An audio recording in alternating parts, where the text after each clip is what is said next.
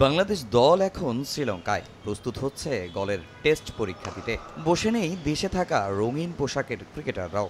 বৃষ্টি মাথায় নিয়ে এদিন মিরপুরে শুরু করেছে সাদা বলের অনুশীলন। ভরসা দেশি কোচদের উপরই। শ্রীলঙ্কার বিপক্ষে এই ৩ ফরম্যাটের সিরিজ শুধু ক্রিকেটারদেরই নয়, বড় পরীক্ষা হেড কোচ ফিল সিমন্সেরও। সাফল্য পেতে মরিয়া ক্যারিবিয়ান কোচ। যাওয়ার আগে দেশে থাকা ক্রিকেটারদের জন্য কোচদের দিয়ে গেছেন পরামর্শ। উনি থাকা অবস্থায় যেখান যতটুকু অ্যাড্রেস উনি প্লেয়ারদের করেছেন, ওই অ্যাড্রেস অনুযায়ী আমাদেরকে গাইডলাইন দিয়ে গিয়েছেন। শ্রীলঙ্কান উইকেটগুলো ন্যাচারালি দেখা যাচ্ছে যে একটু বাউন্সি উইকেট থাকে, সুইঙ্গিং কম থাকে। সো খুবই ব্যাটিং ফ্রেন্ডলি উইকেট থাকে। চিটাগং যাব, ওইখানে আমরা 2টা প্র্যাকটিস ম্যাচ খেলবো, পাশাপাশি 2টা প্র্যাকটিস সেশনও থাকবে এবং আন্ডারলাইটে প্র্যাকটিস করার চেষ্টা করব। দুবাই পাকিস্তান সবশেষ 2 সিরিজে ব্যাটিংয়ে ভালো শুরু করেও সবাইকে হতাশ করেছে ব্যাটাররা। এ সমস্যায় দীর্ঘদিন ধরেই ভুগছে টাইগাররা। ব্যাটারদের মতো বোলাররাও করেছে হতাশ। মোস্তাফিজের না থাকাটা ভুগিয়েছে লিটনের দলকে, তবে কাটার মাস্টার এখন পুরোপুরি ফিট। মোস্তাফিজ খেলতে পারবে বলে হয়তো এখানে ইনক্লুড করা হয়েছে।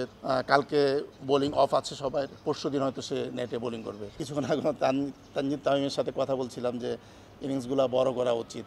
সেও চিন্তা করছে, বলল যে হ্যাঁ আমি, সো তারাও চেষ্টা করছে।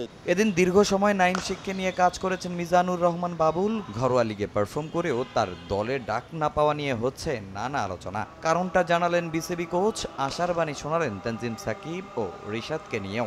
Naim Sheikh top order batsman. এই টিমের পরে ওয়ানডে ম্যাচগুলোতে সে ভালো ব্যাটিং করেছে, বাট এই ইনিংসগুলো যদি আরও বড় করতে পারতো, ন্যাশনাল টিমের যে ওপেনিং যে স্লটটা তাদেরকে মানে জানান দিতে পারতো আমিও রেডি আছি। তানজিম সাকিব পছন্দের একজন বোলার এবং পাশাপাশি ইদানিং উনি ভালো ব্যাটিংও করছেন।